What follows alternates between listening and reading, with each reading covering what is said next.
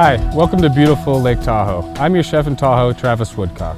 Today I will be preparing for you a cedar plank salmon accompanied with pearl couscous and steamed asparagus. I'm going to start this off by showing you how to use a steamer. Right here it's a two-piece unit. You got water in the bottom and, as you can see, holes in the top. I'm going to go ahead and take my asparagus, nice organic healthy asparagus, throw them in the steamer, throw them on the stove. You only want to steam them for about 5 minutes. You don't want them to become mushy. You still want them to have a little crunch to them so you don't cook out all the nutrients. So while that's going over there, I'm going to show you how to work a pearl couscous. Pearl couscous is a little bit bigger than normal couscous. They're about 1/8 in diameter. And so what I have in here is a 1.5 cups of water and about a cup of couscous. I'm going to go ahead and add the couscous to the water with my other ingredients here. I have red onions, red bell pepper, green onions, minced garlic, freshly chopped parsley, and of course salt and pepper.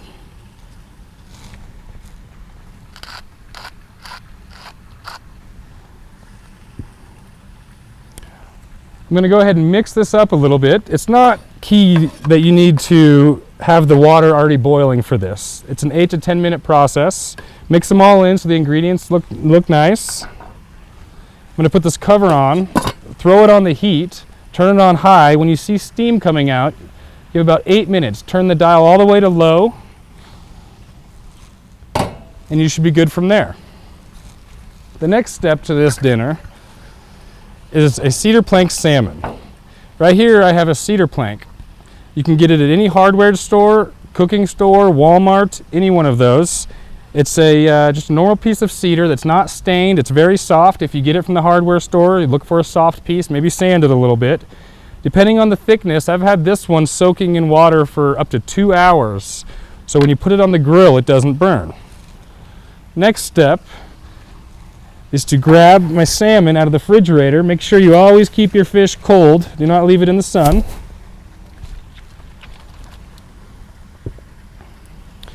From here, I'm going to go ahead and lay out my basil here. I got fresh basil laid out on the cedar plank.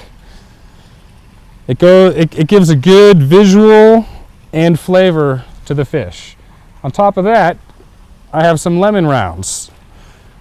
I'm going to go ahead and lay these out. Also a very good visual and flavor for the fish. I'm going to be very gentle with any fish you catch. The meat can be damaged very easily. So right here, I'm going to go ahead and lay this salmon directly on top of this basil and lemon. From this point, you can see the wood has a lot of water coming out of it. It's very, very good for cooking on the barbecue. The water is going to drip off and steam up. And the reason you cook them on a cedar plank is the smoke from this is actually going to put flavor into the fish. So from this point, you're going to lift up the barbecue, which should be at a medium-high temperature. You should see a little bit of smoke coming off. I'm going to set it right in the center of that grill. You hear that sizzle? That's good. That means you have water in your wood. From that point on, I'm going to close it. I'm not going to open it for at least 10 minutes. When I see a lot of smoke coming out and I can smell the cedar, from that point on, I'm going to open it up and start a different application of putting a top layer on. So from this point on, we have about 5 minutes left before our cedar plank salmon is finished. And as you lift it up, you can see all that smoke rolling over. It's infusing itself into the fish. What I do with mine is I take a pesto glaze that I home make and I put it over the top of the fish with a little Parmesan cheese for the last 5 minutes that it's in the barbecue. Let me show you how that works.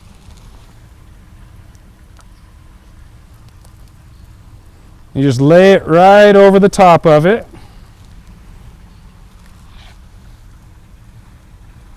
Doesn't that look good?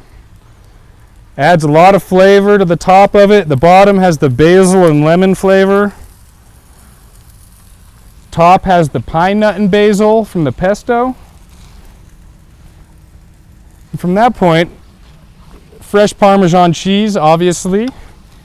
Go ahead and grate some right over the top of your fish. And it's a pretty healthy dinner here, so the amount of cheese is up to you. That looks pretty good there. Just a nice thin layer over. I'm going to go ahead and close the barbecue lid and let that go for another, 4 to 5 minutes till it's melting over the top, and we'll be ready to plate. So at this point, the cedar plank salmon should be done cooking. So we're going to open up that lid. Oh yeah. You can see how the cedar plank is a little charred around the outside. That's all flavor that's been put into this fish here. You can see how that top layer is melted and oozing off. That's exactly what we're looking for. So I'm going to pull it off the grill. Easiest thing is a pair of tongs here because it's super hot. Lean it up on the barbecue so you can get a good grip on it. Go ahead and set that right on the cutting board. So we're going to let that go ahead and sit for a second while I plate our couscous and our asparagus first. Go ahead and grab a healthy little serving here of this couscous. Try to keep it together.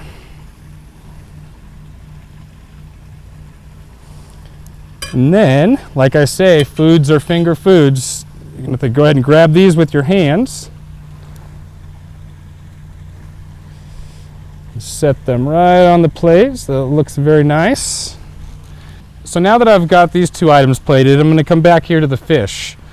And you want to cut 3 to 4 inch size piece of fish, depending on your appetite. But that's standard, 4 to 5 ounces.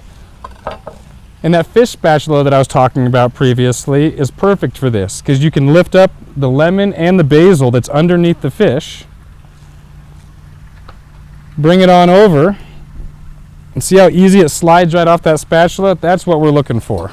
I'm going to come over here with the little lemon wedge. Tuck that right in there. Little dash of salt on top of the items. Sprinkle of pepper. And there you have it. Thanks for cooking with me today. Please go to my website, chefin tahoe.com.